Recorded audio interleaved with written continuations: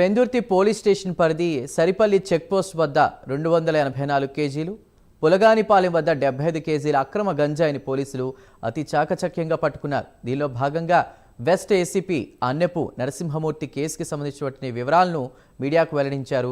Agency ప్రాంతం నుండి విశాఖకు తీసుకొస్తున్న కారులో 284 కేజీల గంజాయితో పాటు 7 వ్యక్తులను అదుపులోకి తీసుకున్నట్టు తెలిపారు. అలాగే పులగాలపాలెం ప్రాంతంలో ముందస్తు సమాచారంతో మరో 75 కేజీల గంజాయి స్వాధీనం చేసుకుని ఒక మహిళతో పాటు మరో 4 అదుపులోకి తీసుకున్నట్లు ఆయన మీడియా ముఖంగా తెలిపారు.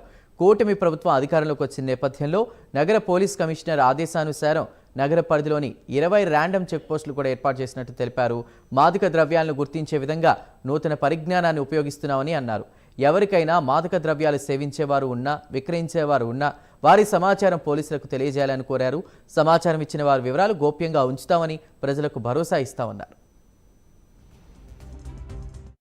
ప్రణాళిక డ్రగ్స్ రహిత సమాజం, డ్రగ్స్ రహిత ఆంధ్రప్రదేశ్ కోసమని నూతన ప్రభుత్వం వారు తలపెట్టిన 100 రోజుల ప్రణాళికలో భాగంగా మా విశాఖపట్నం పోలీస్ కమిషనర్ శ్రీ శంకాబ్రత్ బాగ్సీ గారు జూలై 1వ తారీఖున ఛార్జ్ తీసుకున్న తర్వాత దీని మీద పగడ్బందీ అయిన ప్రణాళిక తయారు చేయడం జరిగింది. ఆ ప్రణాళికని ఇంప్లిమెంట్ చేస్తున్నందువలన మంచి రిజల్ట్స్ అనేవి కూడా వస్తున్నాయి.